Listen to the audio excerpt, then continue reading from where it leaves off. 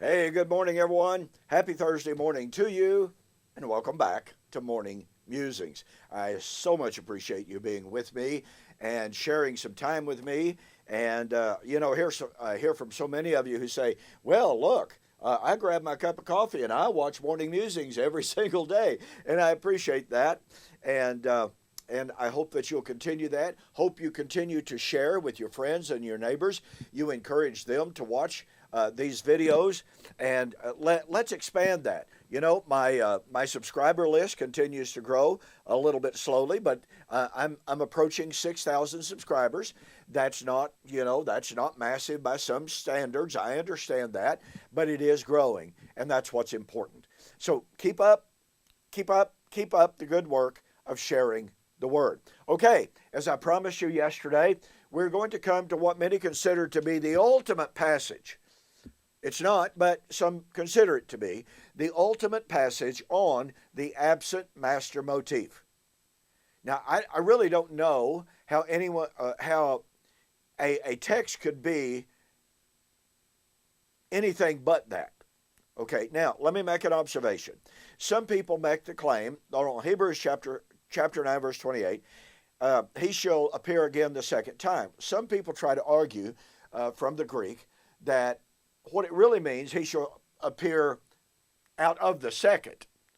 In other words, out of the most holy place. Well, that goes without saying in the context. But furthermore, the actual Greek of the text does not fully support that rendering. It is, he shall appear again the second time. That's the force of it. I have read a number of different commentaries on this. I have friends who know the Greek extremely well, and basically they just tell me there's no support for the idea that he shall appear out of the second place. So, until I'm convinced otherwise, I'm going to stick with that view that it's predicting the, quote, second appearing.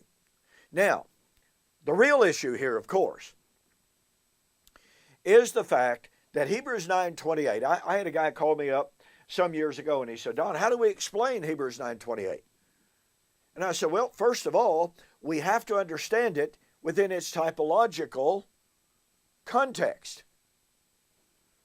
And he was like, well, what do you mean by that? And I said, well, when we begin with Hebrews chapter 9, that first covenant had ordinances, and he begins to describe those ordinances that the first covenant had, and then he focuses like a laser beam on the Day of Atonement, otherwise known as Yom Kippur. And he sets forth the typology. And look, you have to understand this. Me pointing this out is not in any way whatsoever a, quote, preterist invention. Every major commentator who pays any attention whatsoever to the context of Hebrews chapter 9 knows that the entire context of his discussion is the Day of Atonement. Now, let's pay careful attention here. I'm going to begin reading with verse 23. Now, he tells us that according to the law, almost all things are purged by blood, and without the shedding of blood, there is no forgiveness of sin. That was the law of Moses. Therefore, based upon the law of Moses, it was necessary, because Jesus came to fulfill the law, therefore it is necessary that the copies of the things in the heavens should be purified with these, but the heavenly things themselves with better sacrifices than these. He is setting forth his contrast between the old covenant things and Christ. Christ has not entered the holy places made with hands, which are copies of the true, but into heaven itself, now to appear in the presence of God for us. Not that he should offer himself often, as the high priest offers or enters the most holy place every year with the blood of another. He then would have had to suffer often since the foundation of the world. But now once, at the end of the ages, he has appeared. Notice that word once. Now, once at the end of the ages. The word once there is the Greek word hapax, and it means one time for all time. But now, once at the end of the ages, he has appeared to put away sin by the sacrifice of himself. Okay, Christ appeared, sacrificed himself, entered into the most holy place. Jesus was serving as a priest in offering himself as a sacrifice and in entering into the most holy place. And, the writer continues, as it is appointed unto man once to die, but after this the judgment, so Christ was offered once to bear the sins of many, and to those who eagerly await him, he will appear a second time, apart from sin, for salvation. Now, first of all, I want to correlate this with what we summarized with on Monday. Remember, Christ, Peter said in Acts chapter 3, speaking of Christ, whom the heavens must receive. That's because Christ, the absent master, had gone into the heavens, was seated there at the right hand of the majesty on high, and would come at the restoration of all things. Well, the restoration of all things is nothing less than the time of salvation. I was actually staggered just recently. Someone who claims to be a preterist, logically, consistently, they're not, but nonetheless, who claims to be a preterist, said the salvation, this salvation of Hebrews chapter 9, verse 28, was the physical deliverance from Jerusalem and from the Holocaust at that time. No. Pardon me. Hebrews 9 is about the Day of Atonement. Hebrews 9 is about the taking away of sin. It was not physical deliverance. Of course, this individual has an axe to grind. And so they literally made up a brand spanking new argument here on Hebrews chapter 9 and verse 28. But I want you to notice that this passage, once again, is set within the context of Yom Kippur. Now, watch this carefully. And I've said this before. Some of the chapter divisions in the Bible are just absolutely awful. This is one of them. Now notice, once again, the writer is setting forth Jesus, having come, offered himself as a sacrifice for sin, ascended into the heavens, the absent master, there to apply the blood in the most holy place, on the Ark of the Covenant, and to return.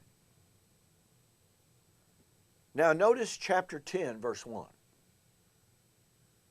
Chapter 10, verse 1 gives us the reason for what Christ had already done. He had appeared, offered himself as a sacrifice. He had ascended into the most holy place, and there was preparing the place. And to those who eagerly await him, he would appear again the second time for salvation. For, now this little Greek particle is causative.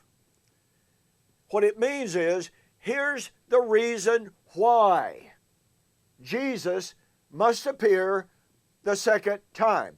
Here's the reason why the absent master must return out of the most holy place. For the law, having, and this is in the present, active, indicative, having a shadow of the good things, literally, about to come. Folks, do you catch the power of that? Christ had to appear the second time to fulfill the law. His second coming would fulfill the law. It would not fulfill, listen to me very carefully, and don't, somebody's going to distort and pervert what I'm about to say. But Jesus' second coming would not be to fulfill the gospel predictions, any gospel predictions divorced from, pun intended, divorced from the Old Testament predictions of his coming. To state that another way, the New Testament predictions of Christ's coming are nothing but the reiteration of the Old Testament predictions of his coming, his second coming, his return as the absent master. Just the other day, on a Facebook page, one fellow was talking about AD 70, and he said, well, yeah, Christ came in AD 70. But that is simply a historical foreshadowing of his real coming. Well, I posted, and I said, would you please give us book, chapter, and verse?